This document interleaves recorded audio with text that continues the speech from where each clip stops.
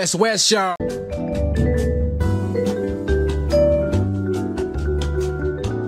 All right. Welcome everybody to another special edition of Empty Out the Clip, because we just did one a couple of days ago and this is another one.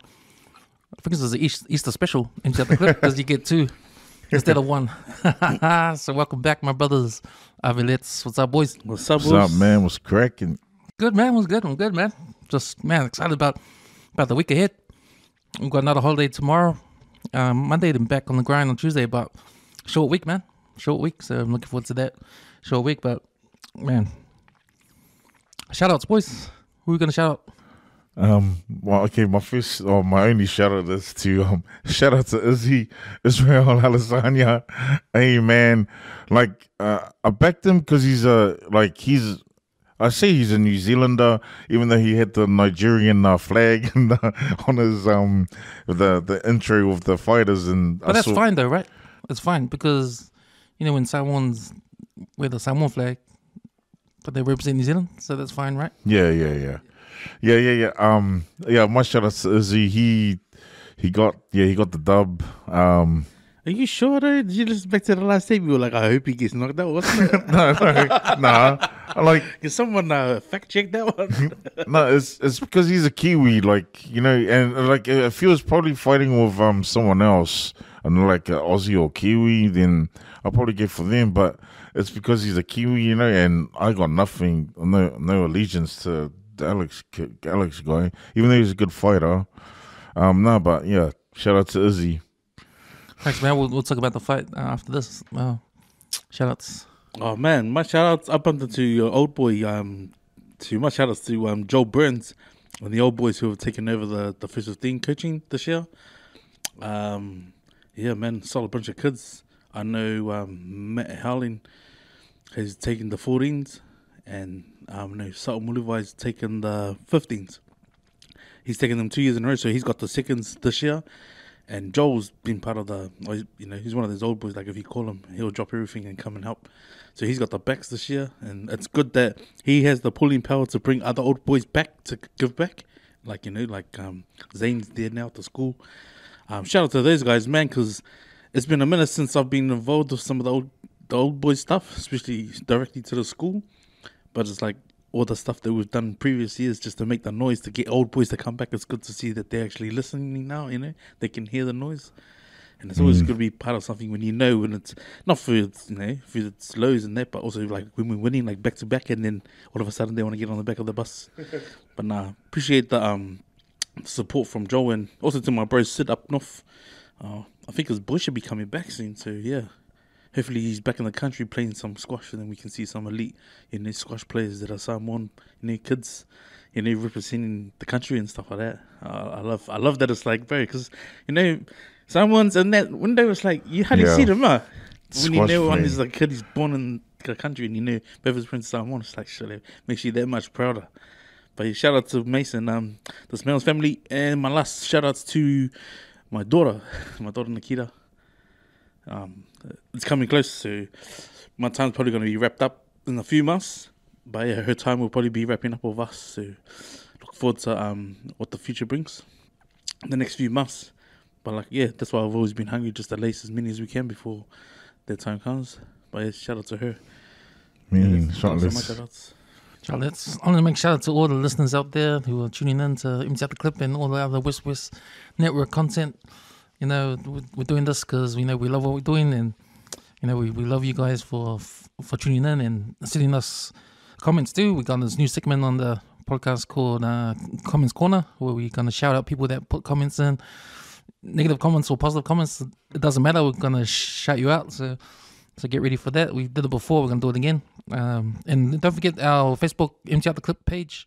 It's a private page, so you can jump in and ask the free questions, and our security will let you in, so you can have a chance to chuck in your 5 cents, 10 cents of stories for us to talk about on the podcast as well. So remember the Empty Out the Clip, the EOTC Facebook group page. And yeah, man, thanks for tuning in. Okay, boys, it's only been a couple of days, but what have you guys been up to? Nothing much. I went over to my olds, watched the rugby, watched some of the sports, watched some NBA yesterday. I fell asleep during the Blues game. I don't know why. But yeah, I fell There's a asleep. lot of sport though, eh? Yeah, it's just because they got Sky and I can watch all the Sky stuff there. And my olds, no, nothing much. Just catching up on all the sports. Man. So when do we lace? Friday. Yeah, Friday. Oh, busy man, busy day. Oh man, shout out to what's his name, Richie Mong on his 100 day Super Rugby. But man, I tell you, first thing in the morning, Saturday morning, the shop talk was Melbourne Pacific got robbed. Oh man, yeah. What actually happened? I think because the Mono was leading right up until the last 5 minutes of the first half, and then some decisions started going against him. Oh, And then, I think they went into the break ahead, and then the ref started reaching for his pocket ones. Simbins. Yeah, sent off. I think it was I don't know what it is, man. You know, Islanders in their style of rugby, man. Too much aggression and not enough discipline, and then Oh yeah. you know, and yeah, it's just funny when someone does. Okay, did the ref see that?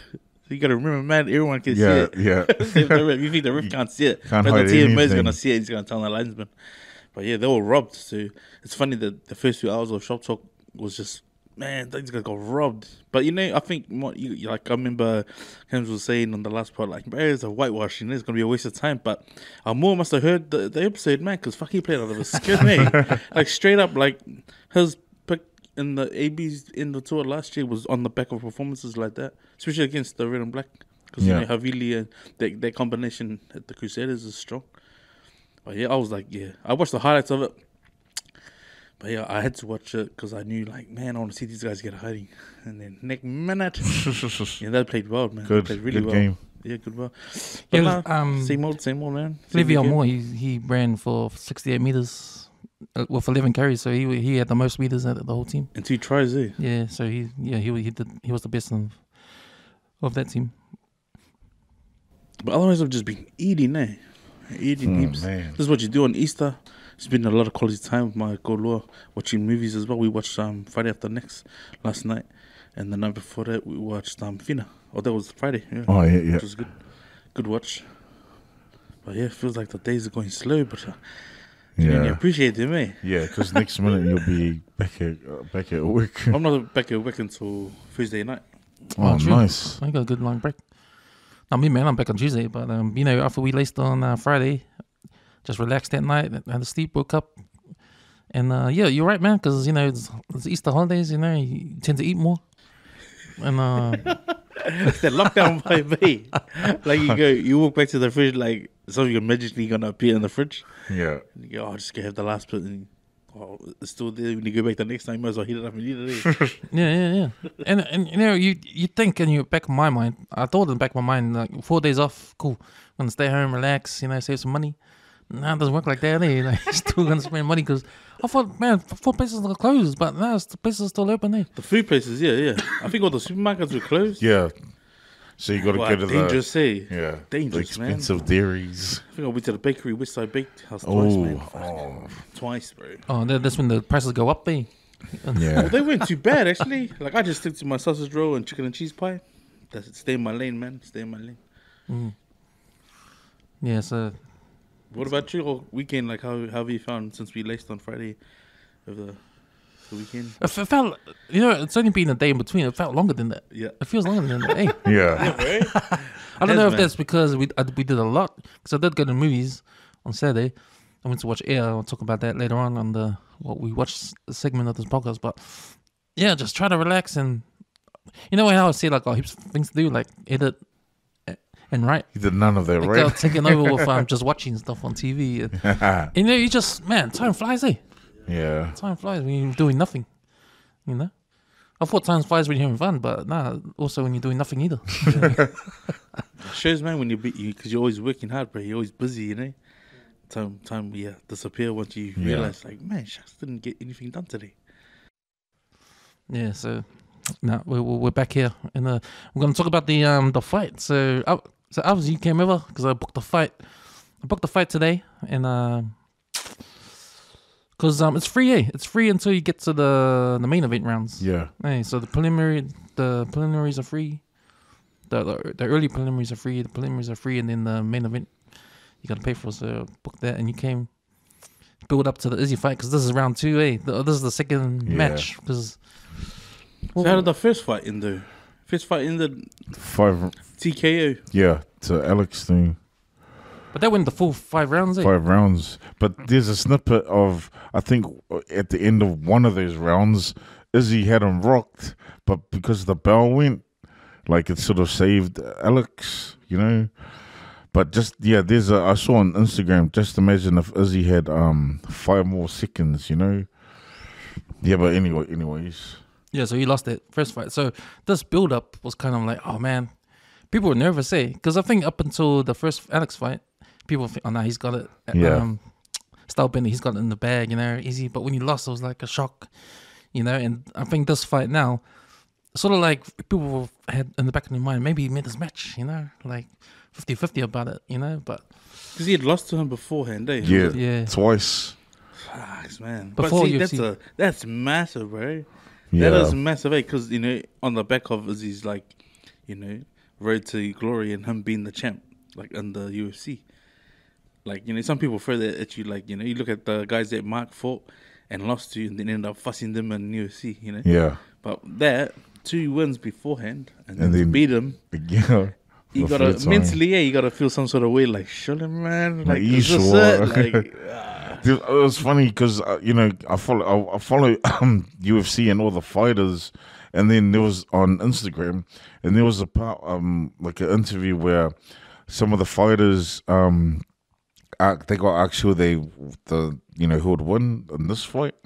Most of them picked Alex, and I think it was only I forgot who there's one picked. fighter, eh? He said, They picked Izzy Yeah. to win, but most of them, even John Jones, and I remember John Jones's words were, you know, sometimes fighters know like they got your number, you know, like Alex, you know, because Alex has fought Izzy, you know, previously and beat him, you know. That's what John Jones says. John Jones picked Alex to win, but then again, it was just watching the fight today was mean.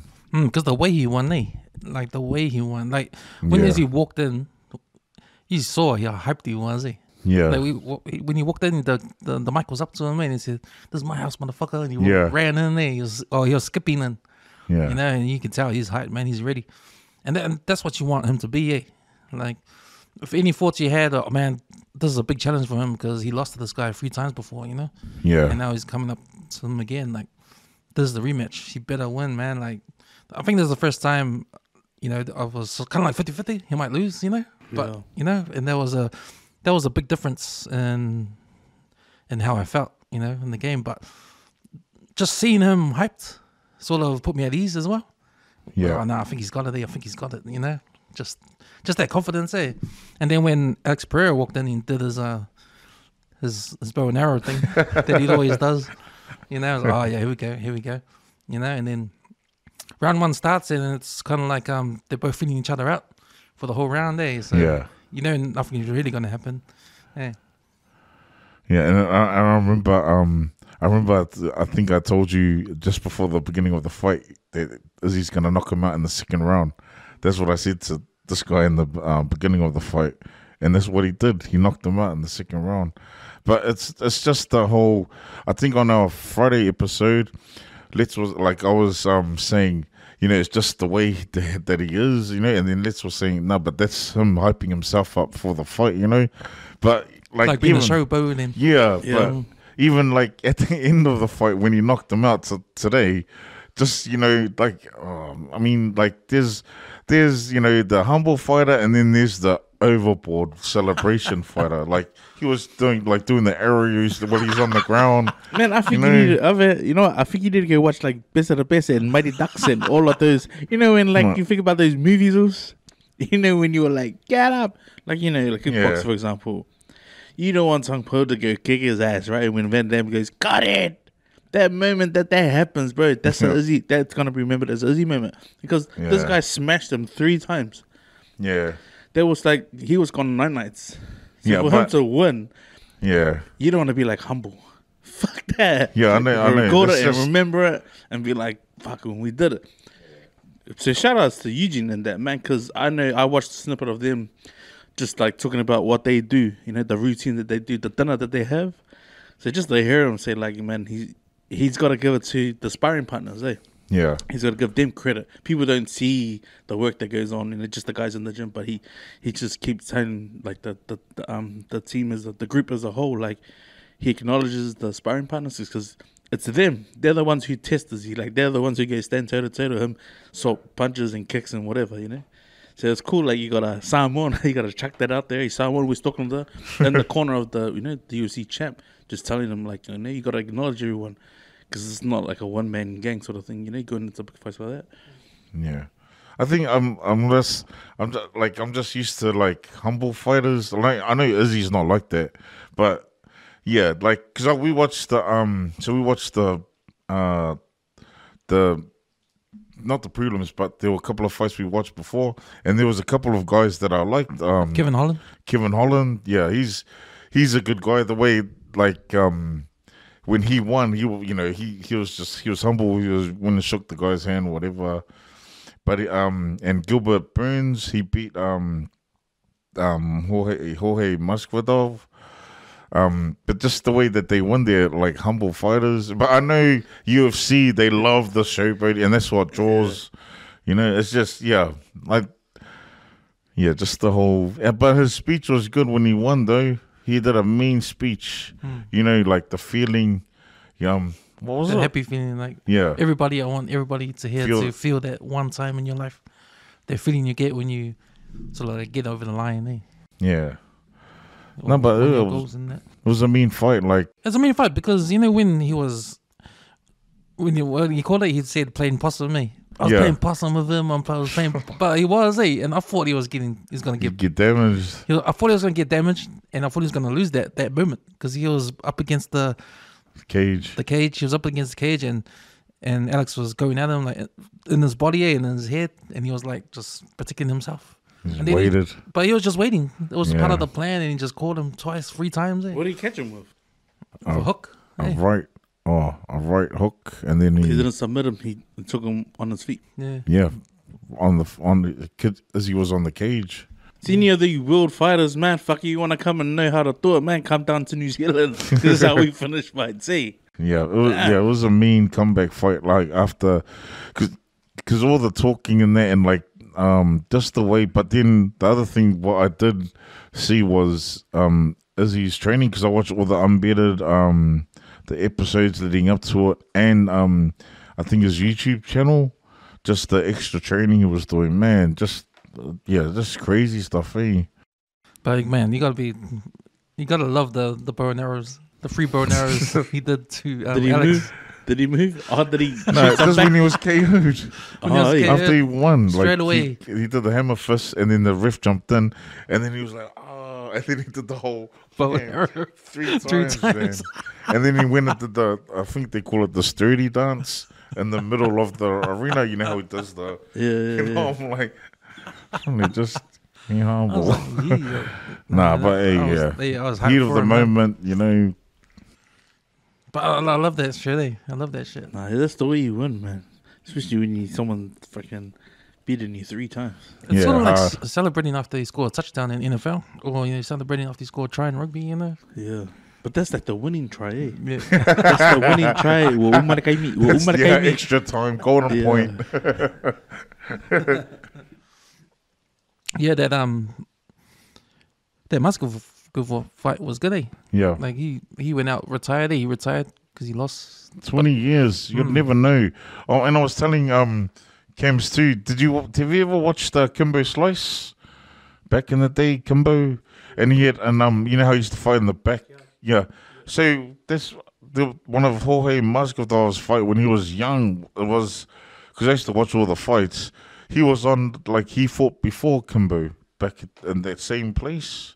And that's when I first heard of him. And I remembered what, I think they interviewed him, what he used to do. Like, he only fought so he can get the prize money, like $500 or whatever, so he can go eat McDonald's. Now he's a multi-millionaire. So was hungry, eh? Yeah. You know what? But you're telling me, like, I remember him now when you told me he's got the record of Is it the record? The 5 5 second win, the 5 second. Yeah, But he's a bit of a trash talker, do you think? Yeah, He's a trash talker, hardy. that's. Well, I'm like, yeah. But you'll never know that at the end of it because he had his kids there and his family, and that's what they all do to build up the fights and that. He announced his retirement.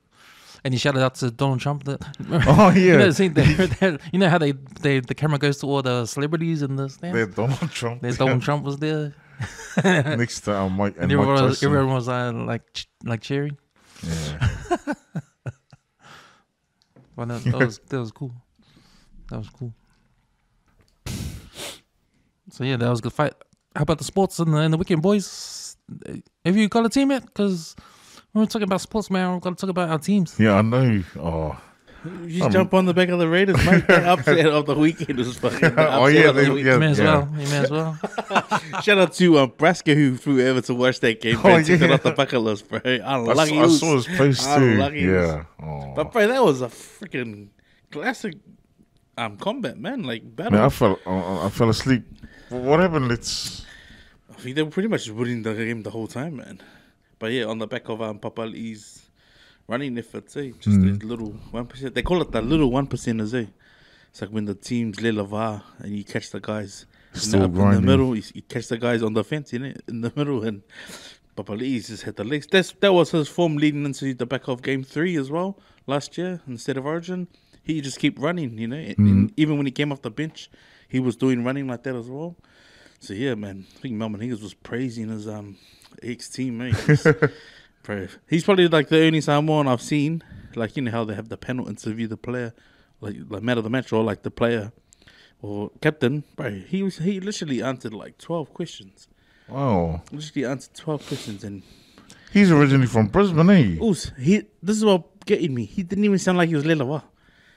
Oh, bro. So I was like, fuck, this guy just played like, just 80 minutes. No, he just finished the back of the second half and then like straight into the interview, put the headphones on and they're asking them questions. But you see other games and people are like, yeah, hard. That Vader's breathing into the microphones. Bro. But yeah, that was probably the upset of the weekend in the league, I think. I was upset because that's the first loss song. And Cameron's going to be doing 12. I think this is the second one, I think. Yeah, they're not even the top 8. Well, I know. I hope my team's still in top 8 after what happened yesterday. They got pumped, You said the Chooks got cooked. Manly got moved, bro. They got 44-12, man. We got fuck. And I think we only scored in the second half, I think. Was it off DC's kick? He was off his kick, eh? Did they? Yeah. Because we had Jason Salve came back. That was his first game. He just scored a couple of tries, I think, at the end, but it wasn't enough. Morgan Harper, that was the second game back. Don't rate that guy. That makes our edge. His edge is so weak, man. On D, and that's the problem with our team. My team, our defense, man. We're leaking tries. The Mullet guy we were praising the other week, the one who was in form scoring tries and stuff. That's his kryptonite, his tackling. Oh, he can't tackle. I think the first try was off a standing little step, and the man paul, and they remind me of like when you go hold hands, and then someone lets go, and then they come and score. Oh, right, and they get it happens once, twice, man. And I don't think he had his confidence, after that. Oh, gosh. I tell you what, I'm disappointed at. Probably not disappointed as much because I know he came back from injury and it feels like he's slowly getting himself in the game. But it's Tom, man. It's Tommy Turbo, man. Like I don't know. It feels like he's holding back for some reason or just careful. He's not going. What was his injury when he hamstring? Oh, he dislocated his shoulder last year. Oh, yeah, and then didn't he have the hamstring when he got better? Got a hamstring injury, so they flew him over to Philadelphia to see an expert. That same expert fixed Latrell Mitchell's hamstring. Yeah, so that happened. So he's back.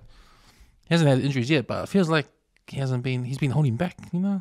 Doesn't want to get hurt. I don't know. I think you might want to sign to paramedics. That's probably why. Speaking about it, Well, they got a game tomorrow. They got a Monday game, Parramatta and Tigers. You guys are gonna win that easy, I think. I don't know, man. Look at what happened to you guys. Because I thought the game was going to be closer, to be honest. I didn't think it was going to blow out like that. But mind you, when Eric said, "Oh man, can they come back?" I was like, "What did I say? The Rockets come back like in the against the Magic back in the day." But then the Warriors came back, last week from that deficit, which was like fucking. They ended up winning the game. It's 20-0. That's came back. brave. And that's what I like. That's a big difference between NRL and Super Rugby at the moment. Like the comebacks, you know. Yeah. I think league is a sport where you can be down by 3 tries and 10 minutes to go, you can still win the game, you know. Well, if you're doing that same score in rugby, game over, right? You know. That's that never say die attitude, eh? Either I was tired or like I was watching the Blues and the Rebels, and then I woke up and it was like 4:30 in the morning. You know, like what's going on, Nils? Yeah, but I wanted to watch the Broncos and the Raiders, but my dad wanted to watch the Blues, so we left it on the Blues, and then I crashed, man. And like, it's not the entertainment level is like not exciting, to be honest. Yeah. Is that that's why you fell asleep, man? Yeah, well, yeah, but it's just even watching it's just a kick to the thing, line out, scrum, couple of passes, like passages or whatever, phases, whatever they call it. Well, if you think about the difference between rugby union and rugby league, like in rugby league, you get 6 sets, right, and then the other team gets the ball back somehow. When rugby, you can have phases forever until you lose the ball, you know, or until someone steals it, you know. So it's not like it's guaranteed turnover like is in rugby league, you know. 5 tackles, you got to kick it or score a try, you know, and the other team will get the ball back. So it's that back and forth versus when the other team going to get the ball back. I don't know if you heard the comments of Phil Gord talking about Sweet Leti should just piss off now. Did you see that? Oh no! Oh, it was pretty ugly, eh? I think Paul Gallen was popular about him because he's like, if he fucks off now, then we might not have a chance to get the Marines. He wouldn't say it, but that's what I could hear, you know. But he was like for saying, the New South, yeah, because he was saying that like wasn't Eddie Jones he's had a track record of like going after rugby players that he wants, and he'll chuck whatever amount of money to get them in the team, because he did it to Matt Rogers and Wendell Saylor and Lottie Takiri when he pulled them into the rugby, into the Australian rugby scene. So they were saying like if Suoliti goes, like, and then it showed some of his schoolboy rugby, he's playing second 5 centre, man. Fuck. Yeah, I saw that. That's massive, eh? So like if he did get dragged over, I was like, well, obviously gonna grab another.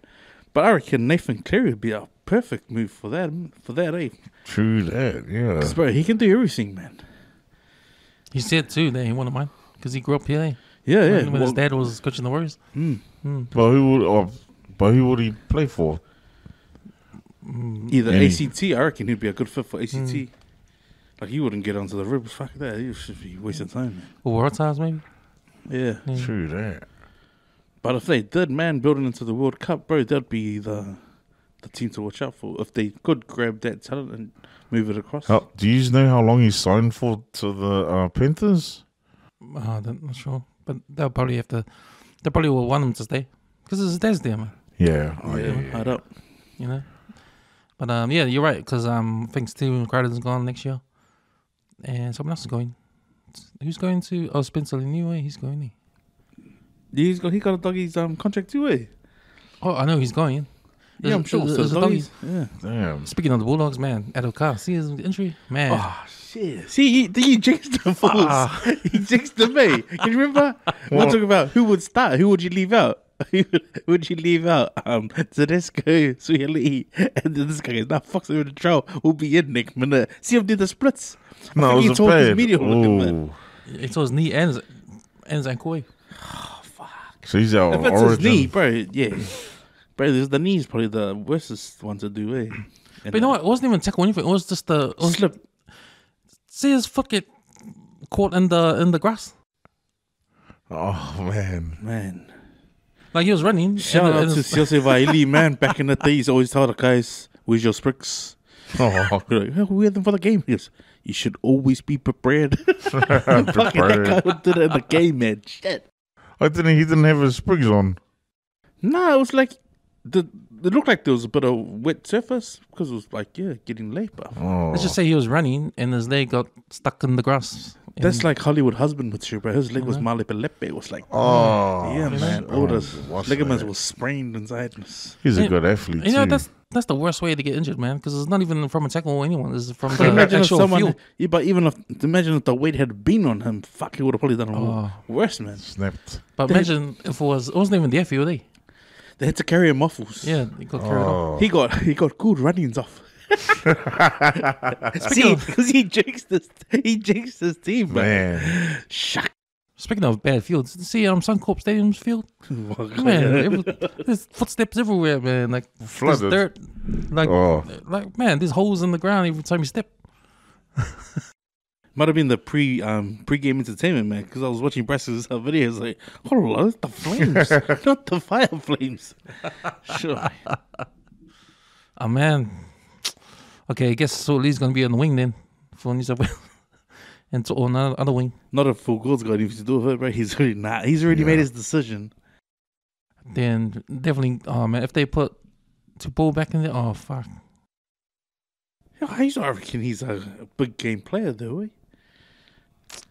Just the first game, he didn't do much last year. He didn't do much last year besides shut down the high ball. I remember this is on the back of like Brian Soto's not doing jack shit, and then against Mandiola, the bad running meters are like his running meters are pretty good, eh? And like I told everyone, man, hey, just start watching after round 10. Yeah, true. That's good. Anything before round 10 doesn't mean shit, man. We'll see if the Warriors are still in the top 4 come round 12, and if they are, fuck, they'll be on their way to pushing top. for minor premiers easy, man. Because they got a good team. Well, they're playing tonight, 8 o'clock, 8:15. To come back from last week the way they did against Cronulla, bro, that's To be honest, I thought they're going to lose to Sharks. Yeah, Sharks playing pretty good, and Nico Hines was back too. So yeah, but still, bro, the way they came back, bro, they had me like, I don't want to follow Steve. I just want to watch it. Eh? Well, they must have been booing Stacey Jones. What the fuck, Sean Johnson, eh? Like, cause he's a ex-Shark player. But did you see the last 4 minutes of play? They were down. They were down by. We kicked the penalty. He kicked the penalty because that was it. They touched the ball and he picked it up from an offside position. Oh yeah. And then they did Cronulla did the short ball kick off to them, and then he was the one who hit it, and then the guys got it in the offside position. Same thing. Oh, and it came down to that last kick. Yeah, I saw that. Yeah, so with Sean Johnson and the Sharks, they're the choice to either tell Sean Johnson to go or Moylan to go, and they chose Sean Johnson to go. So I don't think they'll be booing him at Sharks because he didn't play well for them last year. Oh, when he was there. It's sort of like he's had a rejuvenation and he's playing. Yeah, he's playing better. How old is he now? In his early 30s still or not? It'd probably be. Surely he should be like 26. On his late 20s. Late 20s. Yeah, but it seems like because the old Sean Johnson's not there, like the fast. He's not running much now these days, eh? But I think what's changed when I see he's running the line more, but he's passing right before his passing the contact there. Yeah, I think his passing game, just like most of the old players, like the older they get, they don't take the ball to the line more. They sort of use the guys that run outside them, and he's got one of our ex-players, the Moldy dude. Man, he's fucking good on the fringe, man. Like imagine if Pereira bought him. Unstoppable, bro. Because he can do it all, eh? But I mean, yeah, there's some bits of his game that's not like the old Johnson of late, you know? Like, remember that World Cup and he did the clutch step against England? But that's like, man, fake pass. There's no one else that's going to be able to do that, like replicate that in our lifetimes, bro. I tell you now. Especially at that level. There's one thing to win it with, like, you know, like how Samoa did against England. But to do what Johnson did and he didn't kick the winning points, it's like, that's the stuff that all kids practice after training. Kick the last kick. Who they got? 8 o'clock. Who they playing? The Warriors. Yeah, they're going to game tonight. On Newcastle. They're playing Easy Newcastle. 2 points. So yep. That's come around twice though, eh? They Yeah. played them before, eh? Yeah, second game. I think Who won that? Warriors won there. I think they'll win again. Yeah, Because that was that what's his name? Ponga had his that's right. Oh, Yeah, he injury. had to go off, and he didn't go off, and they're like, yeah, nah, stop the game. He had to get off. And that was the controversy at the Broncos Canberra game, eh? When Rapana got knocked in Oh, the head. yeah. Oh, so he didn't go off. He stayed on. Nah, he couldn't win off. Oh, okay. But see all that blood squirting on his head. Yeah. Yeah, man. Yeah, you know, when it comes to rules like that, it's like John Wick, man. The rules are there for a reason. There's no one above it, no one, you know? Otherwise, we're just animals playing a game. Fuck, this is wrong. Like, he had to go off. Bro, if he saw, it looked like someone bloody elbowed him in the head and cut him open. Like, nah, I'm all good. It's like, totally, you look like someone who just got massacred in a movie or something, man. But do you agree that if that happened and Rapana wasn't bleeding and he got up and he carried on, they would have given a penalty? Because they gave a penalty. It wouldn't be a penalty if that happened there. It was just the fact that his head was bleeding. Oh, That was the. 'cause That was the kicker. I didn't see the play. Was it a head clash? No, well, because the ball was. They kicked the ball, and it came down on the try line. So Rapana went to catch the ball, but we caught it and fouled it at the same time. And when he was on the ground, I think it was Marty, he came running into, Was it a knee? Oh. and his knee clipped him Yeah, on the his head knee when he was clipped on the ground. And heaps of blood started squirting out of his But head. one of the commentators was like, but that guy's had a reconstruction on his face so many times. It's like, bro, even a paper would have did that. Got it off. So they gave a penalty to. But did it look accidental so though? Nah, shouldn't have been a penalty, yeah. I think, yeah. No, that's the thing. It was an accident, right? Yeah, But they 'cause gave a of- penalty Yeah, Was. because of the blood. because of the blood, and he was down for ages, and the ambulance came But and that's took the him way away. you milk it, eh? He's probably picking it. It's like, But that's what I'm saying. If it wasn't bleeding and he got up and carried on, it wouldn't be a penalty, right? It wouldn't there. Oh man, you can't. The captain can't challenge but see, that. that's the thing, They man. had I think no more challenge. players are at their point where they know it's like, sorry, stay down. Like, I wouldn't be surprised if someone would have Milked yelled out, it. stay down. And like, no, I'm all good. Stay down, Duck. Just because we got so many replays and like, you know, you can challenge and TMO and then linesman. Fuck. But that's the other problem too. If you're gonna stay down to milk it, you're gonna go out anyway for 15 minutes because that's the HIA Yeah. rule. So you're gonna risk not playing for 15 minutes because you're gonna go out. And then you can't play next week, eh? That's if they rule. Oh, That's what happened to Disco because he got 11 day off because it's different on how much you got hit Yeah. because they assess your concussion, and if it's like a 2-week one, you're not playing for 2 weeks. If it's a 1 week one, then 1 week. shit. You know. But I think every HIA you got to be out for 15 minutes. That's the thing. But that's long, eh? They should just make a decision like, nah, that's it. But you see what they do because concussion is serious. Yeah, Yeah, long term, me. Yeah. Long term. Because look, NFL, man, it's sorry for those players that get that CTE, Yeah, the long term brain yeah. brain damage. Then they end up committing suicide because they can't handle it. The Will Smith concussion movies are good watch, man. If people didn't know what the side effects of, like, you know, late concussion is, or having concussion in your playing career, or in any head contact sport, man. Anything that, you know, if you have to wear a helmet or you have to go protect your head, like any head knock, man, is like one of these things. It's not a trick, eh? It's like it's like having a abscess or something hidden beneath the skin, and then later it starts to surface. So when it surfaces, but it's like it's probably Too late to do anything. Yeah, it's either too late to do anything or it's worse than what you actually fought, you know. But yeah, man, these concussions, it's like, man, the way they because they don't know how to, like the neurological surgeons, they don't know how to, because your brain's still alive. So the only way they can do it is sort of take your dead body and then cut your brain in half and then see the damage the concussions have done, because it's like little spurts of blood all in your brain. Damn. Because otherwise, it would just look like a functioning brain. And they haven't, even right to this day, they haven't found anything that can 3D, take a photo of the brain with the concussion and why people change. Because it starts off like mood swings and stuff like that.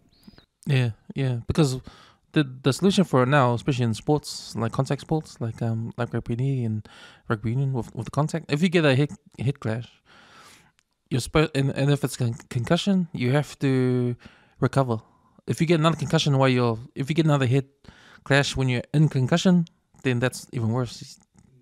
You need a 3A, and then you can't play anymore. And you know what? That's one thing, like, and it pisses me off because my daughter, she got a forearm to the forehead just training. And I remember being so mad, and like, even her, like, and I tried to explain it to her the way they explained it in the movie. Like, if you put a egg in a jar of water and you shake it, it might be a boiled egg. It might be a little bit of damage to the outside, but what does that look like in the inside of the egg? Can't see it. You can't see it. So that's exactly the way they're doing it now. Like, even to this day, they haven't figured it a way to take a photo of your brain if you're being hit like that. So imagine all these fighters. They might be perfect now, but I mean, who knows that someone's suffering by post-concussion later, Yeah. So that's why it's like, you can understand why Mark would be so pissed at the UFC for not trying to, make sure that their well-being is taken care of post-fights. Yeah. Stuff like that. Because, bro, Particularly. the rugby game is like, they say, is on the G's of how you're being hit. But the contact sport to the head, man, fuck. It's like a baseball bat to the head, Kicks, punches. I think even in the NFL, even having a helmet is actually it's worse having a helmet because your head is banging the inside the helmet. If you had no helmet, it'll be like kind of fine. It won't be fine, but it'll be better than having the helmet on. But it makes you wonder, like, because you know how Brent Tate used to wear that neck brace. Yeah. And like that's the difference between like humans and like animals. Like some animals, they have the shock absorbers in their neck built into their muscle and the way the anatomy is built. Imagine if they did like make helmets and shoulder pads to save kids or like players from moving around like that. Probably be a safer sport. So talk about that first article. So this is an interesting one, guys, because Leti, you posted on the EOTC Facebook group page a story that came out, and it was a painting. Yeah, so what was that all about? And can you describe the painting? Okay, so I'm not sure the name of the artist, but this artist, his first picture was on the Herald a couple of days ago. He had painted a picture of Jesus on the cross, and Jesus was wearing a ear on his body, so he had a peta tattooed on him. And given the Christian community and then all the Fia Pokos out there with their lima senge, some people have the counters from the housey days still jiggling around it there. But I just thought to myself, like, the initial thought of it when I saw it was like, man, that's a beautiful piece of art. And that's pretty cool, for the artist. Yeah. So that image hasn't surfaced on any other social media because it's a Herald article and I don't pay for the subscription to watch, to open up the, can't afford it. But the second one came out and it might have been a previous piece before that because it's got a picture in the Tafuga and the two stretchers with Jesus lying down getting his better. And so I shared that because I was been waiting for it to come on Facebook and I think it's one of the Samoan pages shared it. And like I just put thoughts, because everyone's entitled to an opinion. But what did you think of when you saw the picture? When I first saw it, I was like, wow, okay, it's different, it's cool. And then I'm like, so my belief is, I'm not from the era of the 70s, 1980s. I'm always up for like change, and if it's a good change for our culture or anything that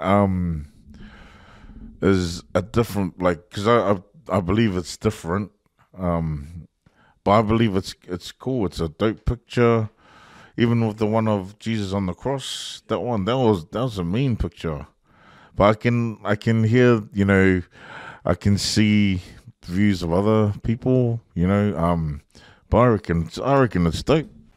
But okay, here's another follow-on question for it. like from you, because you probably stepped into the church more recent than I would have. But if that was hanging inside the church, like in the hall, how do you think that would be received? Would it be received with like a what the fun is that? No, I didn't think it would be hanging on the church, but yeah, just because of how people would probably perceive it. Yeah, in the church, especially if that was in the church. Yeah, but no, for me personally, I reckon it's a good, cool picture. Like it's mean, you know. Yeah. I think just being part of this generation, like it's like we're in that time zone now. It's like everyone's got an opinion, especially on social media. Hey? Yeah, Every guy's a doctor now. Like, you know, everyone knows everything about something. But here's what I've taken from it, because he's wearing a and the people that I am seeing comment like heavily like harsh about it, if they're not of Samoan descent, they probably wouldn't get the cultural significance of wearing the light ear and being, you know, going under the owl. yeah, I saw as in like, man, people who know the culture has been like, man, Jesus is someone. He does walk amongst us. You know, and the way we hold ourselves, the way we're respectful, the way we serve. You know, because if you look at it like through that lens, man, Jesus is the heart of most families. Hey? yeah. And there's sort of like, if you don't know the culture, if you don't know our culture, man, and like what Jesus in most homes is, it's like, it's hard to sort of see like, you know, what it means to like our people. Yeah. You know what I mean? Say he had been wearing like something that was Filipino, like, you know, so if he was wearing Jesus was wearing a poncho and a hat, you know, would people be saying the same things, or would it just be the non-Mexicans sort of thing, or the non-Filipinos? Yeah. I just feel like if you bring it into the aspect of like, oh man, you know, that's Jesus. Like his service to the world was that he died for everyone's sins and all that stuff. But like, I see like, man, because once you put him in that frame of like that status, it's like he's the highest of Matais. Like he would be sitting higher than the Li and any other Matai. He would be higher than the, you know, the Maliako and all of this, even the Lawaki back then, you know, because of you know the way we celebrate like Easter and Christmas and that's like, bro, like that's what it means to someone's. That's why I think the artist's lens was when he was doing that piece. Yeah. Like I don't think he put it out there to get like the way people, you know, bad reviews or whatever. Bad reviews and because I read one interesting comment and that was Filippo's one, and it was the intent maybe for Christians would have been like, man, that's a that's for me. But like I see, it's like, bro, but if he was wearing something of cultural identity to your anganu'u, you wouldn't feel that way. Hey? Yeah. It's like if he wore like a Māori tattoo, like, man, every Māori would be it'll be different, man. Oh no, what is it? Different. Oh. But I just feel like, man, you know, it is a beautiful piece. Yeah. But it's one of those pieces like, I wonder how many pieces can back up over this, you know? But that's a Stephen Setu sort of picture, you know? Yeah. Man, I shout out to the next person who does a Mickey Afu like that, eh? What are your thoughts, James? There's an old saying. There's a 100-year-old saying, or more than that. There's an old saying from before time. Beauty is in the eye of the beholder, and that means, you know, it's whatever you think it is. Like, it's beauty to you or it's not. You know. So when it comes to artwork, man, it's subjective. You know, and I don't think everyone has a pass to put something on there that is, you know, can be tasteful or won't be, if you know what I mean. Like, it will be tasteful to a lot of people, right? And we proved it when you look at the comments on this original post of this article. If you look in the comments, it's 50-50. There's people that love it, people that hate it. And that's art, man. That's art, you know. We do this podcast, hey, it's going to be 100 people that hate it. It's going to be 100 people that love it, you know. It's the same sort of thing. So, but I get the whole... It's polarizing because, you know, there's like on the extreme view of it going, no, you can't do that because it's Jesus, it's sacred, you know. Jesus was never Samoan, the Samoan stuff. You can take it literally like that, or you can take it with open mind and think, okay, this is what the artist was trying to say. Like, he just what you said, Alex. Like he's all of us. It doesn't matter if he's got a Samoan tattoo on him. He can have anything else on him.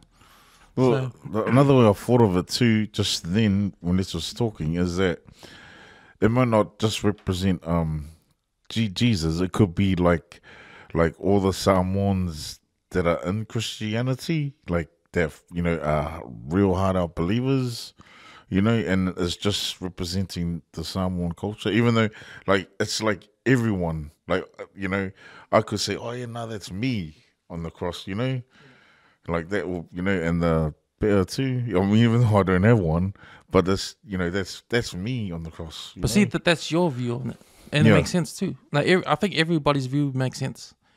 Yeah. Like, to what they view it, like you were saying, yeah, that could be me on the cross, because he's representing Samoans. Doesn't mean he just represents Samoans only. He's representing the whole world, because he did die on the cross for our sins. Yeah, for everybody in the whole world.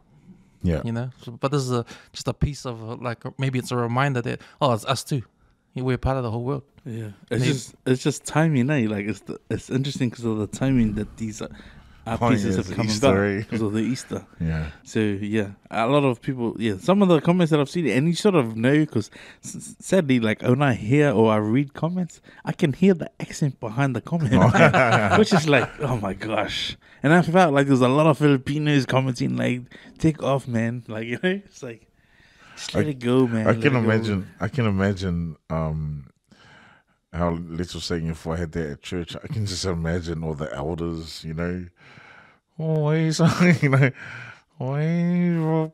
drew that up there, But I also walk in the shoes of the people that find it offensive, because like maybe because I don't know what hardcore Christians think about when they see that might be offensive to them. Like it's like the true. Like, if you're a true Christian, you believe what you believe in, whatever religion it is, whatever Christian religion it is, because there's a lot out there. It's like you gotta stay true to what you read in the Bible. Stay true. Like, there was never a bet on Jesus in any of the Bible. There was never this picture was never ever in anything in history. How dare you put Jesus in there? Like, it's like putting Jesus on some out of his shit. Like, imagine if someone drew Jesus sitting on the folly wheel, and put that out. What it's like that. Like, that's not part of the narrative. You got to stick to the what's in the Bible, and there was never that picture in anywhere in history. So sometimes you can have an open mind, sometimes you can't. I can see both ways. Yeah, I can definitely see both ways, but I believe the art piece was never the intent to come across to hurt and disrespect anyone. Yeah, it was because, like, if you think about art, it's purely just to express the artist. Yeah, so the artist is probably just in that place of like, man, like someone who's probably just taken a hold of their own culture and just realized, like, man, the two most sacred things, or mean, like as a Samoan or even as Pacifica, it would be Jesus and my culture. So that tied into one picture would be like, man, that speaks volumes, Yeah, exactly. And we talked about, before we jumped on the mics, about this, we had a little chat about it, and you said, the reason for getting your bit done is because you went through all the process of proving your service to your family and to the village or anything, you proved it, so you earned it. A person like Jesus, oh man, don't have to think twice. Like, you're all about service since you were born, mate. So like, he'd be walking. He could do whatever he'd be crumping into a guy's house, even if he didn't have one on. I was like, bro, you know who he is? Sit back, relax, man. See, and then another thing too, what the artist might be saying is the picture of him, like actually getting his, like, lying down and doing the bit and that. Is maybe he's trying to put across, how he suffered, during that time. And part of the whole process of getting it is the suffering. Jesus, he suffered for us, on the cross. Even before that, when he was getting his beating, before he had to carry the cross up the hill, like, he was suffering that way. Like, That's our interpretation of it. It's really smart. It's cool. Oh yeah, man! Like it's one of those pieces. Like I think Joey said, like, bro, I'd hang that just for all the haters getting, I want just to say, put on just our for the chat. conversation, like, the conversation you'd have, like, I want to post that up. like in the Bibles, like just of late, like since I've been podcasting, and like the things that we never talk about in the shop, it should be politics, and religion, and like since I've been on here, man, I've slowly let that voice come into the shop. Because at the end of the day, like, people are still supporting me, and I shouldn't be able to crush someone's point of view, sort of thing, But I let people speak their truth and their freedom, because, bro, who am I to shut it down? Who am I to try and cancel them out? But like, I wish I could share that picture and hang it somewhere, and just get someone's opinion on it, man. Because I can tell you, man, it wouldn't all be the same. Yeah. There's many religions that walk through, the shop and then have an open discussion. It'd all just be voice of opinion, really. So put that pic on our chat if he's got it.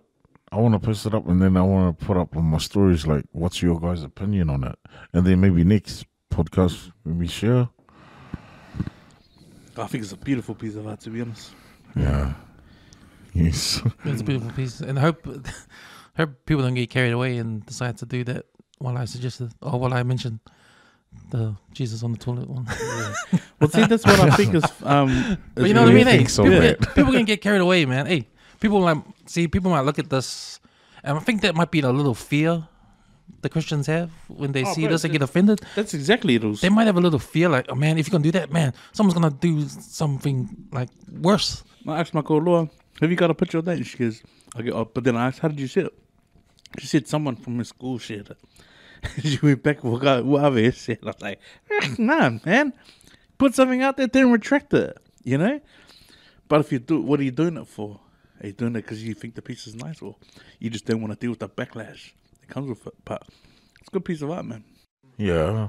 Yeah, it's a good piece of art. I want to share it and just put it on my my timeline and just see what people's thoughts are on it. Like, I'm all for it. Just need to get it on our chat.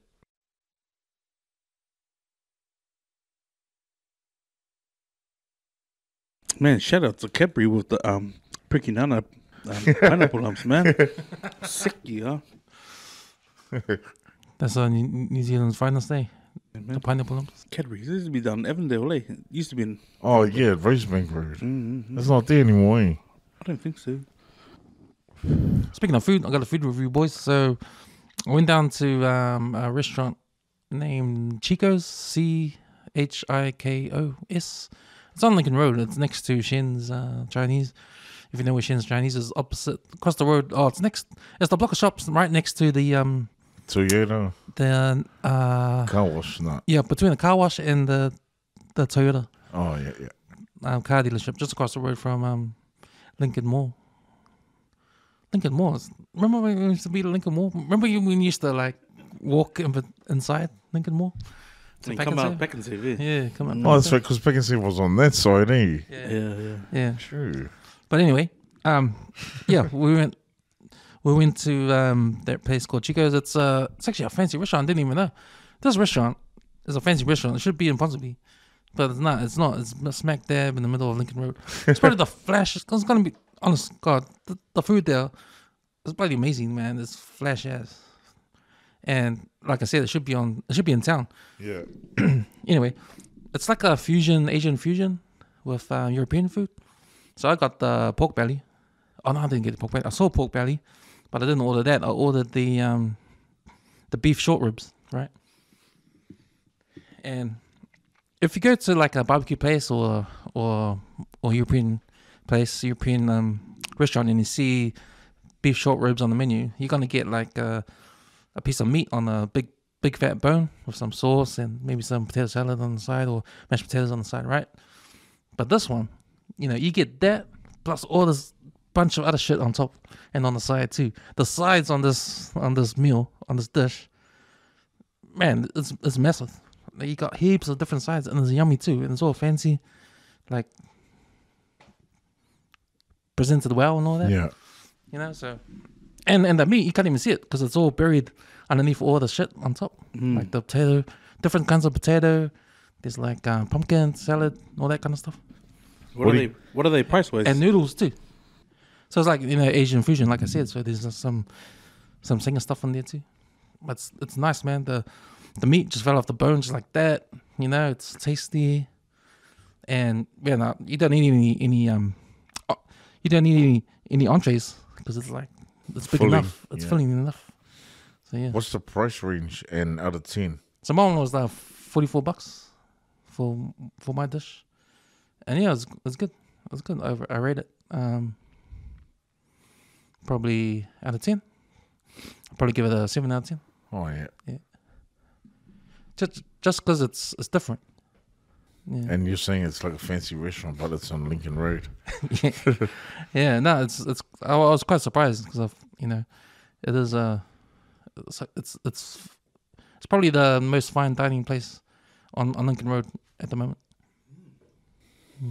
Chicos. So go when it's Go on a date. Might have to go there. yeah. So, Do Yeah. they take away dishes? I don't know. Probably. I don't know. But they do like a set menu as well. I think it's $80 per person, and you get you pick one entree, you pick one main, and you pick one dessert. Yeah. So you get a 3-course meal. Man, this reminds me because it's getting colder. It's like making me want to go to Tony's. Because Tony's still open, eh? I don't know. I think it's closed. Is The one in Henson. The one in Henson. Yeah, it just closed recently. I saw a post. Okay. I've been there a couple of times. But are you guys like so when I used to go to restaurants and that, I used to always ask if they had like if their menus had pictures. Yeah.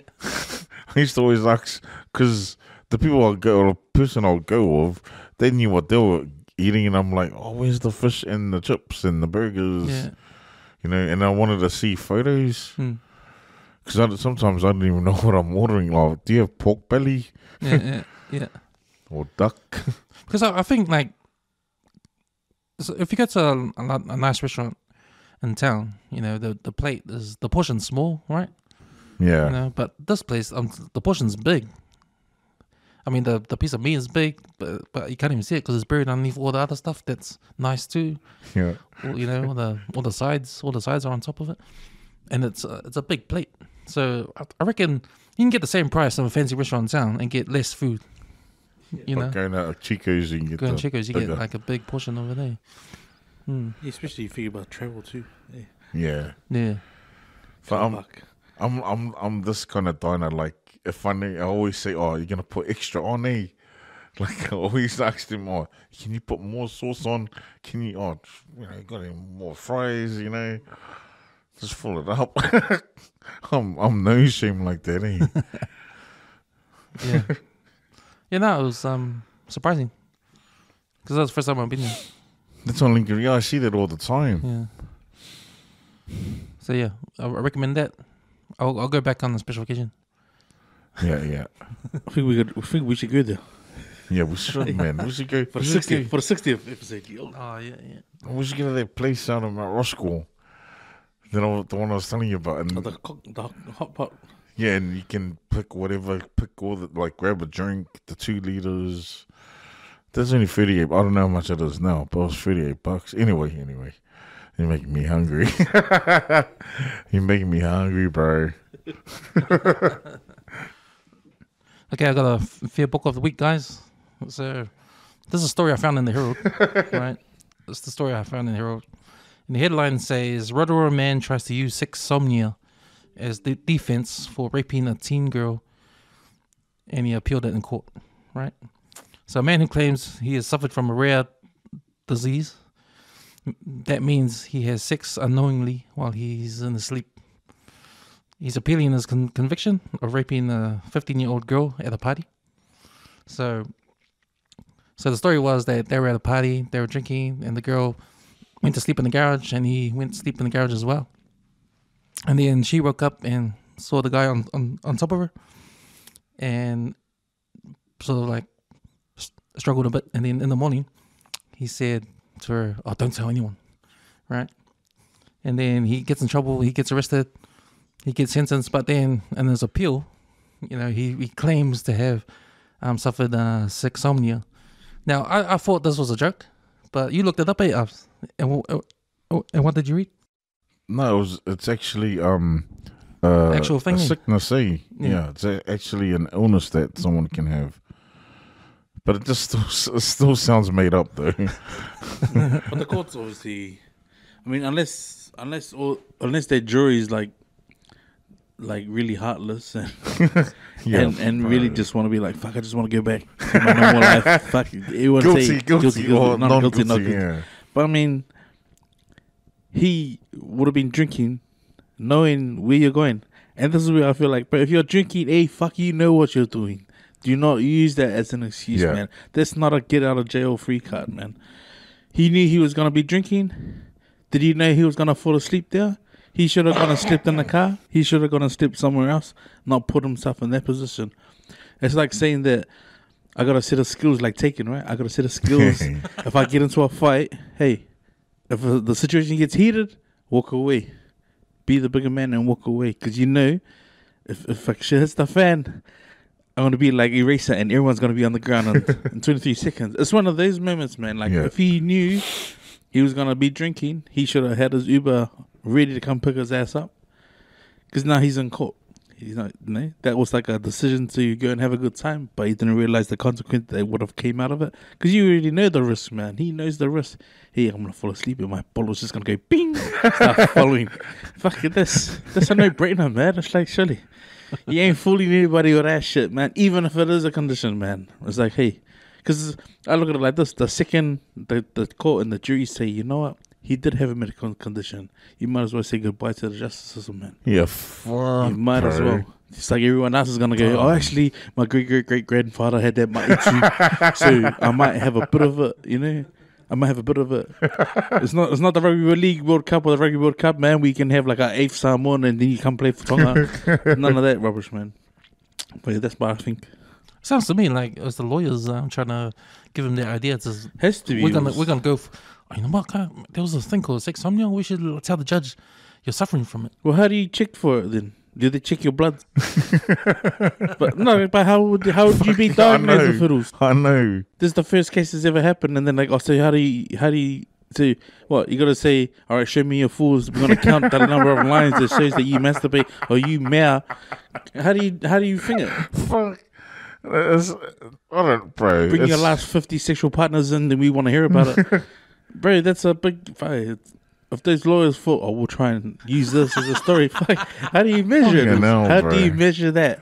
Yeah. Well, obviously they failed because he said he said to her in the morning, "Oh, don't tell anybody," which means that he knows what he was doing. Fuck, come on. Like what Liz was saying, the fucking justice system's failed that girl, bro. Yeah. Fuck, man. That's wrong, bro. It's wrong. That's wrong. It's called rape. That's end of. How can he went to her when she was asleep, and then and then she woke up because he was on top of her. Oh, he should have said then. Oh, sorry, I got sexomnia. I'm sorry, I got sexomnia. But even before he fell asleep, he shouldn't have put himself in that position. Yeah. Oh, no. Yeah. Not should have left because if he should have left. He knew he was gonna end up falling asleep, and his bee's gonna go ping. Man. Stop. I hope they cancel his name suppression, man. Fuck yeah. Because you want to know who the Mati family is that carrying that genetic disease into our streets of Auckland, man. Sexomnia these, bro. Fuck you know. The New Zealand justice system, bro. Suddenly. I mean, even while he's like, he hasn't been processed and bro, they just need to put those freaking benches with the freaking chains and lockers. Falls up, he's only allowed to pee and get or he's standing up. Bro, because he can't use fucking hell. And those lawyers, bro. Fuck, really? So that's my question to you guys now. Who's the Fia Poko in the story? To me, it's the lawyers. Nah, it's still that motherfucking guy, bro. Yeah. Fia Pokos of the week, bro, to the lawyers. And the sick hand of the week till they come around. Sick hand of the week. Fuck, that's like. But like, if you're the jury, how are you supposed to if we were the jury and we're like, but how? Like, he knew he was drinking. Oh, he knew if he knew he was gonna stay there. Left. He's put himself in that position, knowing that he is a sickness. Oh, no, it doesn't sound He right, knew eh? what he was doing, man. Fucking gifts. He got a good one, mate. There you have it, folks. We got a Fia Poko and a sick can of the week at the same time. Double whammy, eh? Double whammy. Fucking Double hell. whammy. Okay, we're going to comments corner, boys, and we've got a couple of positive comments here. We got one from DJ Esther, which is shout out to also Aaron. K's up all day. He's replying to our Wesley College talk. Oh, you heard. But yeah, shout out to the people for the, yeah, and I don't think people realize the power in like feedback for us, because you know there are some days we might be flat, and sometimes you listen to it and we be like, Some did we just come around for like 20 minutes Bump. and haven't even started on the topic? But man, the comments, man, it's like it's good. It's good that we even use it, like, because you know we do have people that listen in from overseas. And so, yeah, like, just the people that I bump into when they bring up the pods, and you do have a bit of a laugh. But, like, the most recent one, and I said was Sulu when he coming on Friday. And he goes, man, you got it. So I was like, surely answer the question, mate. Answer the question. But man, that only makes us get better and bigger, you know? Well, it's funny you mentioned overseas people, because the feedback I remember we get, like, even from when we did back on 5 ages ago, like, those that are overseas having club rugby contracts or just moved overseas, like, when they hear the podcast, you know, and they hear us, they like remember New Zealand, you know, they remember the hood, they used to live here, and they love it there, because that's their connection, just connected again. Mm-hmm. Yeah. You know, so it's good. It's good for them in the environment. Okay, we got the Killer Worm King posted up. Great podcast, very raw. Appreciate the honesty. Alofa aku. That's the Killer Worm King. He was replying to the March Madness. The March Madness episode. We got Jeezy Fits. Good listen. Hope you guys have a great week. Shot Jeezy Fits. Don't know who you are. Yeah, that's what I got. That was Comments Corner. Okay, what have you been watching on TV or at the movies? So I went to the movies on Saturday and I saw Air, the Ben Affleck, Matt Damon. Bro, good movie, man. It's a good movie. Yeah. It's funny because you know the story, right? You know what happens. You know Buck Jordan gets Air Jordan. You know. But it's interesting to me how where Nike was at that time. They were like nothing. Yeah. They were doing Cortez, eh? That was the shoe. Yeah, they were doing Cortez. That's all they were doing. They were because they got rich first from just running shoes. They were just selling running shoes, and that's it. They're sort of like Essex now. If you know Essex right now, they were on that level, right? The low cut. Yeah, low cut and just trainers, you know. Yeah, and that's what they were doing, and they wanted to get into the basketball. They wanted to get into it, you know. And they saw that Adidas was getting players because Adidas had Larry Bird and Magic Johnson and Run DMC. You know, everybody wanted. Yeah, that is all the soft shell shoes, the low cuts. Yeah, but no one had come out of the high cut yet, Yeah, it was still like transitioning. Yeah, but it was funny because Adidas and the big one, the big dogs was Converse. Yeah, they were number one. Adidas was number two because all the NBA players had Converse. So the model in those days was just the shoe manufacturers just make the shoe and that's it. They'll just get the players to represent that shoe. So it wasn't like a player gets his own shoe. It wasn't like that. Yeah. So Nike was the first one to have that idea. Yeah. So that that's what blew up. They started it. That was interesting because they had to find a way to get Michael Jordan because they knew they wouldn't get him because he wanted to go to Adidas. Oh. Yeah, because Adidas was big those days because of Run DMC. Yeah. All the black people wanted to be. Yeah. Because it was cool to wear the Shoutouts and the tracksuit. If you watch those Run DMC music videos, like who doesn't want to be part of Adidas, So that was an uphill battle for them to try get Michael Jordan over. Yeah. But they won him because of the deal. Like they're the first ones to think. Was it some? Did it show that it was at a McDonald's? Or was that ever signed that it was at a takeaways?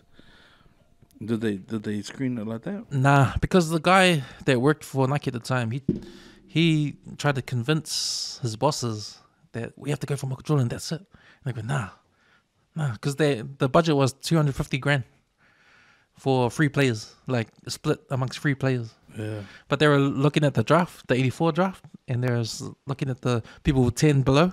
Yeah. Because they thought they could only afford these people. Yeah. Because the people up high, because Michael Jordan was number 3 pick, Sam Bowie and Hakeem Olajuwon, number 1. So they gave up on them because they would go to Adidas. But this guy that Matt Damon plays, he goes, nah, we gotta go for Michael Jordan, man. He's the guy. So they spent what is it, 250K, 300. They have the budget was $250K on 3 players, like split it amongst 3 players. But they invested it all in Michael. Well, that was his bet. Oh, okay. But so half of the movie is him trying to convince his bosses that we have to get Michael Jordan, and then his boss was like, fuck off, nah, it's too risky, Did they say what the actual deal was? So I didn't know this, but because he wanted to give the whole 250 to Michael Jordan, right? Because he knew that Adidas would just match it and give him a car, and that's what he did. That's what Adidas did. They matched the 250 and said, "Oh, you can have a car." Shit, yeah. And so he thought he lost, but the kicker was, you get the deal, and you get 10% every shoe that sells. Yeah. That was was the kicker. Yeah. And no one's done that ever before. And he gave up when he said that. He said, "Oh shit!" So he had to tell his boss, "Oh, we didn't get him." He goes, "How come?" "Oh, he wanted 10% of every shoe sold. Sorry, we can't do it." And then his boss goes, "Oh man, you know what? Fuck it, just give it to him." Like that. And then he was like, "Okay, still," and he was happy. Yeah. And that's how they got him to Nike. Yeah, because when they were making the shoe for him, because that was the whole thing. We'll make a shoe for him. Like, that's his shoe. Never been done before. Yeah. Because it's like That's a smart idea. you use the shoes we already got. That's what everyone else was doing. Yeah.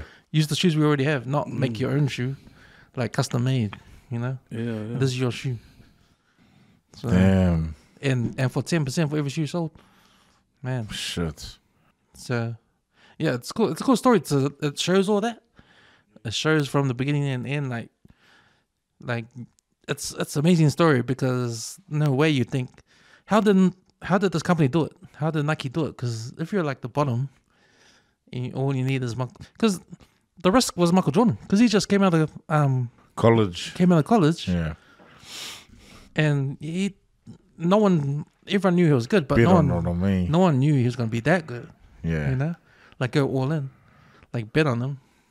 It was a big risk, man. Sounds like a good movie. Yeah, it's good. It's good because it's like, I like the nostalgia of it, because it's in the 80s and everything about it is 80s. Yeah, like in the beginning of the movie, it's got a montage of 80s stuff. Yeah. Like and it just flicks by on the screen, and it's like it's got Game Boy and all the other 80s stuff. It just shows all the 80s movies, Back to the Future and all that. All the 80s movies, 80s music. It's cool, man. It's cool. And then what they wear, and the clothes in there, and it's a good movie, man. I recommend it. Did you use growing up? Did you have like a favorite pair of shoes? Yeah, man.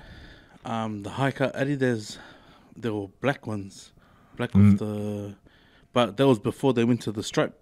It was the flower. Yeah, man. My sister had a pair. She couldn't fit. She gave them to me. Fuck, I used to rock them all the time. Man, yeah. You know what I mean? Cortez was my favorite. The Nike Cortez. Man. Mine was my cousin had a pair of Reeboks, the high cut. Yeah, they were white too. They were like this white old school. Fuck, I remember.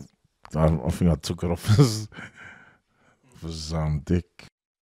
So in the movie when you have all the those words show up, like what they're doing now. Credits. Not the credits, the name, but You know how at the end of the movie they have Oh, the they have a little like an explanation of Explanation. where they now. what they're doing. Yeah. So one came up and said Michael Jordan earns $400 million a year with his Air Jordans just by doing nothing. Because that 10% is still there. Clicking. The 10% from when he first did it, 84, Smart, is still bro. going. And you think of all the Air Jordans around the world. That's the biggest passive income you'd ever earn, eh? That's and that's what the description says. Yeah. Would that be more than his NBA contract? Oh yeah, hell yeah. Yeah. Shit. But see, that doesn't include McDonald's. What's that cereal? Space Wheaties. Jam, yeah. And You all know? even his movies. All the movies and all the endorsements. Damn. And then you got the NBA contract, which probably doesn't mean anything with all these. Yeah. Like 400 million every year by doing nothing. But you gotta, people gotta realize, man. Shaq says it. Shaq says it all the time, eh? Like when he acknowledges the guys who did it before them. Paved the way. Yeah, paved the way. Like he says, if it wasn't for Larry and that Magic, especially Jordan, man, it's like if it wasn't for Michael, all of these third-party deals outside of the NBA would never have happened. Like, because, who knew that these guys could rap, Shaq got on the rap scene, but he goes, but we talk about the shoes, man. Because remember, he was signed to Reebok at one point. Yeah. And then someone hit him up outside the Kmart or some shit and said, why are you making shoes that we can't afford? Like, my son, And then he was like, fuck it. I want to go design a shoe, affordable. Right. It's like, man, the guy's like, Yeah, I love Shaq, man. But you see right now, like how many years Jordan been retired, and his shoes are still popular, Yeah. And you look at any other NBA player who's retired and he didn't buy any shoes. But wonder if he, like, God forbid he was to die, whether their contract would be finished. Because Well, his there'd kids be probably there'd be go to one his life. kids. Wonder if there's a clause that said, yeah. like, it would be for your lifetime, and then because if he It died, ends. then it would end. Whether he'd be able to inherit that, or just say, okay, change the terms. We'll go instead of 10%, we'll go 5% if I was to pass on. Then it goes to his Still, kids yeah, and yeah. his family. It's a cool movie because we already know what happened, right? Yeah. Yeah, But it's good to see how it happened. Yeah. It's good to just get a perspective on how hard it was or what it was like. Because it's funny because you never see Jordan in the movie. They never show his face. Never as an actor, obviously, but it's always behind him or the side of him. Never, but they don't want to put him in there in the movie because Yeah. they want to concentrate on the Business business side of it. it. but that Yeah. goes to shows how good he is, with his status. Like he didn't Yeah, even man. need to show his face. It's just a Shit. story about him, just is enough to make you go, wow, really? Because that's heaps of money, Like, Yeah. Fuck. But you know what I got out of that movie is take risks, man. They took the biggest risk that I ever seen, And it man. paid off. Like bro. who goes all in on something that hasn't happened yet? Yeah. That's gambling, man. Hey, that's the biggest Because gamble. that's the movie, and I remember watching the 30 for 30 when they talked about when the deal came about. Because they cartooned it, sort of. Oh, yeah. They drew like the pictures of the concepts that they presented to Jordan, and then the mum looked at him and was like, huh? Like, because that was before he even was thinking about the draft. But like just to see the color scheme of like the university colors on the shoes, it's like, Yeah. and they were saying that the way they were saying, like, bro, no player has a shoe like custom fit for him, Yeah. especially when they put the California colors on a shoe. and, It's like, and especially when it's not even the man yet. yeah. Yeah. Like just out of college. But it's cool how there's a part in the beginning where Matt Damon's character, you see why he chose Michael Jordan, because there's a cool scene in the beginning where they got the draft on the whiteboard, and they go in with the executives like looking at the seeing who to give the 250 to picky names. John Stockton was there, and Charles Barkley was there, But the 1, 2, and 3 and 5, they didn't want to look at it because they knew Adidas would take it, so they just gave up on those. Nah, don't worry about them. Just concentrate on the ones down. Like, it was like, but Matt Damon was just getting away because he just wanted Michael Jordan. What, did he get his college games in that? Nah, But he was already known, dude. Like in that era, he was already known. Everyone knew who Michael Jordan was. People literally went to the stadium to watch him play because they knew, hey, there's this kid up there. Like what I was ever like knowing that story, like I haven't seen the movie, was how they before they put into production, the first shoe that they drew up for him for his university colours, even though when he signed at the Bulls, they were like, oh fuck, we already manufactured the shoe. But look how it's played out now. It's like, bro, the rebirth of the remakes of them, like re-releasing. Yeah. Bro, and of those colours, even though he was, you know, he never wore those colours, like, you know. So he ended up being a Bulls, so like the transition of those to the Air Force, the Nike ones and the Jordan ones. And that in that colour scheme, the Bulls colour scheme, it's like, fuck. Top. Well, that's crazy, man. And when they were first making the shoe, because the NBA at the time had a rule, has to be 51%, or every shoe in the NBA has to be 51% white. So when they did it, 51% white, because of the rule, they looked at the shoe and goes, man, that doesn't look good. And they said, oh, you know what, just make it red, man. Who cares? So they made it red, like the Jordan ones, you know how they're red and black. Black, yeah. Yeah, so the deal was, oh yeah, you know what, every time you get a fine, we'll pay it. Yeah. Fuck, that's cool, man. Because they wanted the original. But it's a beautiful marketing thing, eh? Like, bro, every shoe, like, fuck yeah. I remember when Jared Hayne, do you remember Jared Hayne had that Nike deal when he was with the Eels and it was the gold Nikes? Bro, it's like, I remember like hearing my boys talk about it, like, here's a garage sale exclusive. So I remember when my bro Hamin made the Warriors as an 18-year-old and he was playing. And back in the day, like Mickey's mum used to work at Sule, she'd bring us tape. So you would have white tape. And because, you know, that's what, yeah, man, like, after everyone's worn the boots, oh, can I wear a boots? I got a game. So we would give our boots to each other to wear. Yeah. So I remember Mickey used to always get the latest Adidas shoes. Like, you know, when Hamid got picked up from the Warriors, he was wearing Mickey's Adidas boots. But he said, man, lucky you had them. But then he'll bump into the guys who said to him years later, man, I remember when the white boots came out. It was you guys, the custom guys. And we're like, what do you mean? He goes, yeah, I used to come out in your white boots. But he used to be like, docs, we weren't trying to be fancy. We were taping them up because the boots had holes in them. So, you know, that's why we did them. So when they went from black to like different colors, it's like, bro, everyone was trying to copy their trend there. But I remember Jared Hayne when he came out with the gold boots. Like they were like hot, the neon yellow, the highlighter and the green, yellow, yeah, like those. And people were like, bro, that's a massive statement, eh? But then you watch the tape when he made the State of Origin team and he's wearing them. Bro, Nike's boots, everyone's wearing them, eh? I do remember those boots coming out. Because it went from that, and then Christian Inu wore I think it was the orange ones. Then everyone tried to do the orange ones. Oh, everyone wants to be like Parramatta. Then they did the half and half. It's like, shit, they're all Nike boots, man. I see. Good movie to watch. Yeah, good movie to watch, man. Good. It's fun. It's a fun movie.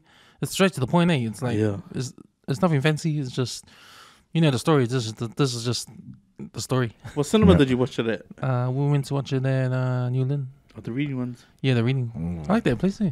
Yeah, I just like the space. Yeah. We got Local Hero. Oh yeah, Local Hero.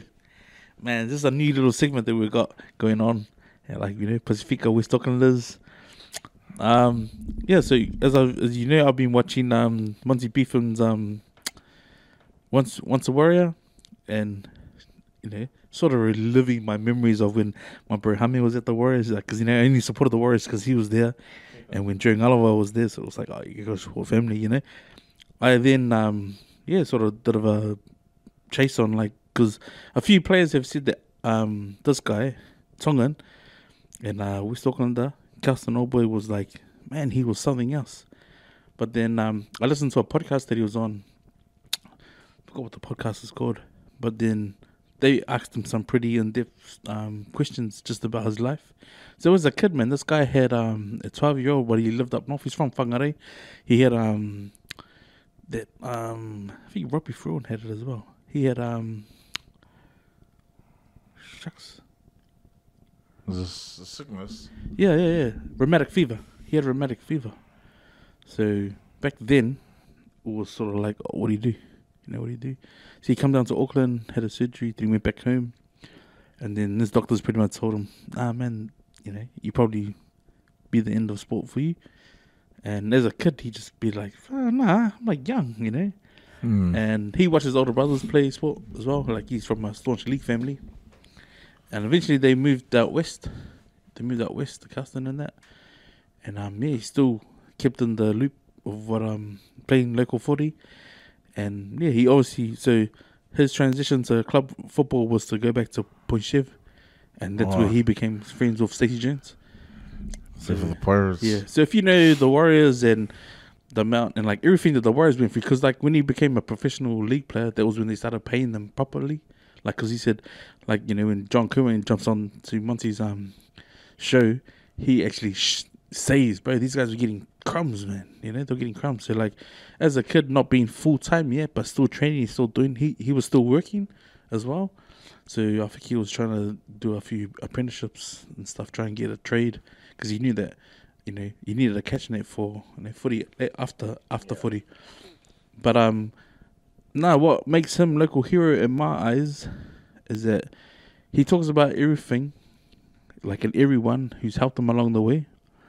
He talks about his family, his wife, his kids. But the biggest, like, you know, the thing that pulled on my heart about Alwyn's heart is talking about the school. But then, because he was like the only league player who got shit from Graham Henry for playing league. This is in the predominant, and this is that era where they were champions, where the school was like hot, you know. Oh yeah. So he stuck to his guns, still played league, and he made it.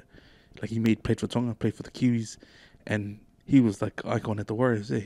Like everyone knows him. Like if you remember that Brisbane punch up, you know, the Warriors in Brisbane, and bro, he's in the thick of it. Him and Monty beefing, and he's lacing into somebody with the mean uppercuts. But years later, so when he finished his footy career, and like this is on the back of Stacey Jones' first year back at the Warriors, and then he retired, turned into a coach. They go back to Point Chev. Because Point Chev at the time, they had junior teams, but they never had a senior team. Oh. So that was them going back to give back to the club. Yeah. Like, you hear about all these guys, they leave local footy and they go overseas and they come back, but they don't go back to their junior clubs. So he went back to the junior club, which was Point Chev, with Stacey, and they assembled like pretty much an all-stars team. In their team was pretty much every ex-player that's just come back into the country playing. Monty Beef, you know, Quinton Torpy and that. So they put a team together. If you look at Point Chev now, in the last 10 years, that's on the back of those guys. Yeah. You know, and that's going back to the grassroots. Because they pretty much had all the kids' teams, but they never had a senior team. And like we've heard Dion talk about like what it is to build a club up when you got all the junior grades, but you want to have all the senior teams as well. Yeah. And so when Owen and that went back to their junior club and gave the seasons that they did, bro, they're hot now. Like Point Chev is like the pinnacle. It used to be Mount Albert, to be fair. I mean, Glenora's always been at the top as well, but Point Chev, bro, have been untouchable for the last decade, and that's on the back of these guys, you know. Yeah. So that's my local hero, man. Like, I think about that and the life he's living now, like running his own businesses and stuff. But like, you know, when you have that winner to help people and help, especially community groups, especially like your junior club. Yeah. Man, Go back and help. They're at the top, man. Like, you know, legit. Like, those guys went back and did it. So that to me is local hero, man. Like, you know. Shut Alwyn. Man, be good to have him on. Good Point Chev. Sweet, boys. I think that's us, eh? We'll go, we'll do some last words. Have a good week. Enjoy the last day of holiday tomorrow. You working tomorrow? No, on Tuesday. Back to work on Tuesday. Back on the grind. Just stay safe and shot Izzy. Yo. Oh, last words, man. I just wanna acknowledge my oldest girl, man. Like, so her boyfriend flew over from Oz. This is her friend. She said friend, like boyfriend. He's staying with us, but it gave me like a perspective of being a dad, and like I'd like to think if my daughter was to fly over, that she wouldn't be treated with any hostility or sort of like, oh, who's this, you know? And being so, bro, my mom's always gonna be like, I can hear my mom's voice, like, you know, things from a favorite kid, because if that happens to one of your kids, you don't want that to happen, you know. So he's friendly, he's nice guy, but I think it's big of my daughter, and I like to believe that I've treated my wife good enough that she wouldn't settle for anyone any less, you know, as a dad. But yeah, my shout outs to her, because man, it feels like time's going so fast that it's just gonna, you know, disappear, and when she's gone, she's she's out of the country, you know. But yeah, my last wishes to her. And to anybody wishing, still procrastinating, man. And if someone sends you an invite to show up, take it, man, because you know you might not get it. Yeah, hard. But yeah, that's my last words. So let's. You're right, man. Go Izzy. And man, I just remember his speech when he won there. When he said to everybody around the world in the stadium watching TV, you know, just think about that moment when you're happy. Yeah. Just think about whenever that moment's gonna be, like when you make your goals come true, like that time, like just got me hyped, man. Because you know, I don't know, man. What the goals I've got in my head, like I know I'm gonna get there. You know, I'll get there one day, and I'm gonna have that happiness too. You know, so we all gonna have that happiness. Yeah, man, we're gonna have that happiness. All right, boys. Thanks for coming in. Yo, let's get the fuck out of here. Short discovery of it, eh?